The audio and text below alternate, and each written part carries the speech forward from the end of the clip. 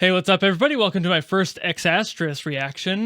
This is purely because I was talking to David Lynn, and he was like, I actually worked on a few songs with Obadiah Brown Beach for this, and I was like, cool, I've kind of been wanting to touch on it anyway, I just kept putting it off because of other things going on. He sent me a song specifically that he worked on with Obi, and here we are. So I'm going to give it a listen and see what all the buzz is about with this game. So let's go.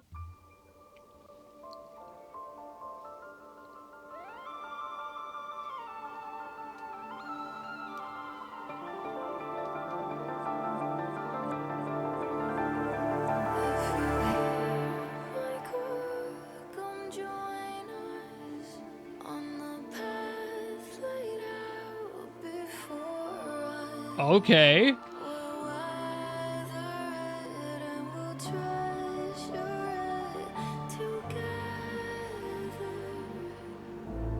This is a really neat way to start. Now my expectations are even higher.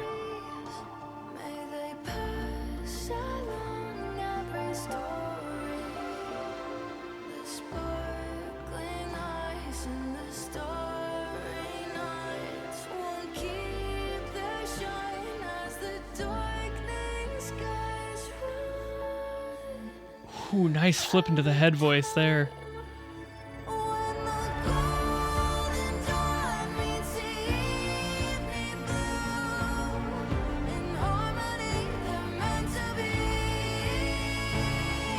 Ooh, great harmony separation.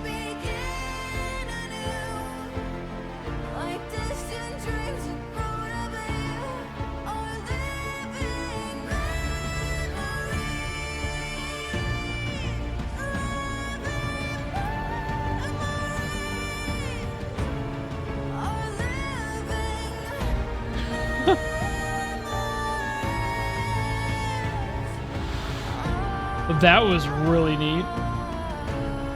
The vocals are driving my attention more than anything else at the moment. Ooh, and the piano caught my attention there.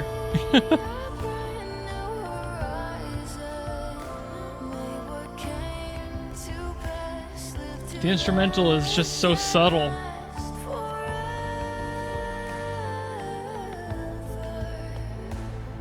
It's basically just acting as a support for the voice.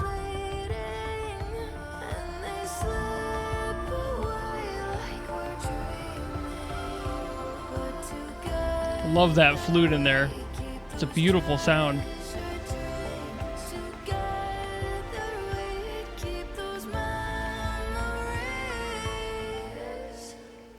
Ooh. Ooh, getting a little crunchy there. Okay, got some war drums.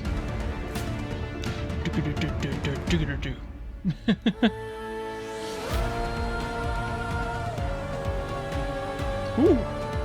Alright, pace shift, alright.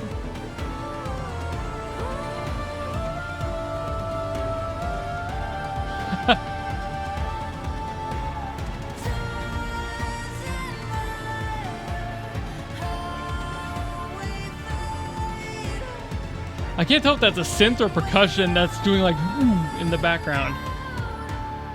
I can't tell if it's like sweeping synth or if it's like a tom fill like doo-doo-doo.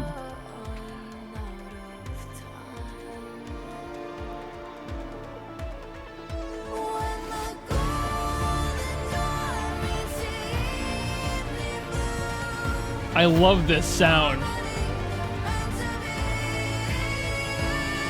It's like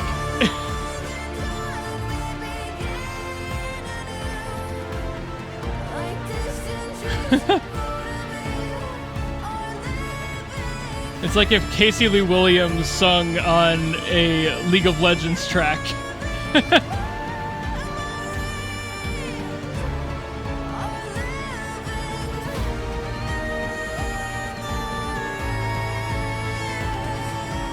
It's really that note there. That minor step down is, I feel like League of Legends producers have like a monopoly on that motion on the keys. What a beautiful song, though, seriously. So the singer almost immediately sounded familiar, but I didn't let that ruin the experience of me trying to figure that out, because a lot of singers do just sound alike, so I wasn't positive. But then I saw the name Forts, and I'm like, oh, she did Eternal Flame. Okay, so I've heard her voice before, and she apparently sang on the new League of Legends track for this year's event as well, so everything's coming to a head. It totally had that energy to it. Like I said at the end there, I feel like League of Legends just really has the monopoly over that like minor step down that it loves to do. This entire key, I feel like they just own it. You can't really do much without sounding like a League of Legends track at this point, and that's purely because those have gotten so huge and are so synonymous with that sound that when you hear it elsewhere, you're like, this sounds like League of Legends. And I'm not going to deny that that's what I heard, because it totally is. But her voice totally sounds like Casey Lee Williams in this song. For those who don't know, Casey Lee Williams sings on the Ruby soundtrack on basically every song. So it's very much that same vocal type. And I'm pretty sure the key is D minor. If I'm not mistaken, please correct me if I'm wrong, but I'm pretty sure it's... That feels right. There's a lot of like potential in this set. There's some notes in here that like that sound a little bit sad, but there's also stuff you can do that sounds more positive, like... But there's a lot of flexibility in D minor for that reason. You can kind of make it happy, a little sad. You can diminish things in weird ways. And like I said, that note drop, it's white keys. They really do press things back into a little bit of a somber sound, especially in the key of D minor. So I'm assuming that that's what that one is. Full disclosure for those that are new here, I don't really know the piano all that well. I just have a decent relative pitch, so it's more or less there, but if I'm wrong, please say so. I hate putting out misinformation, but I try my best with what I do know. But definitely the thing that I loved most about this track as a composition, it's very cinematic, too cinematic. It's such a movie score sound.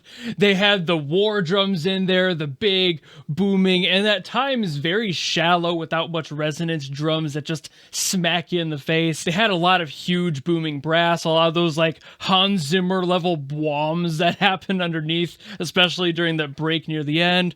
There was just a lot of movement. I really loved that little piano like trill that was just kind of played and scattered throughout. That was really nice. It kind of helped lock the ear into the whole key, the whole sound of everything happening around it. It was a very immersive experience. I had one just like this yesterday, another one that David also helped with on the lyrics and maybe the song. I never did ask him. I probably should have. And this one is another one where I'm pretty sure he probably just did the top line, but he could have had a hand in there. And for all I know, that piano is it, because I know he's a beast on piano, and I would not be surprised. That said, I also do not know Obi's level of piano playing. He could be a god as well, so I'm not really sure. I'm just doing my best to guess here. I'm surrounded by talented people, and I know not what to do with the information or connections that I have. The song was just huge. It was giant. It felt so big. Everything about the mix in this case. With yesterday's video, I was talking about how Eric Castro did a brilliant job on production,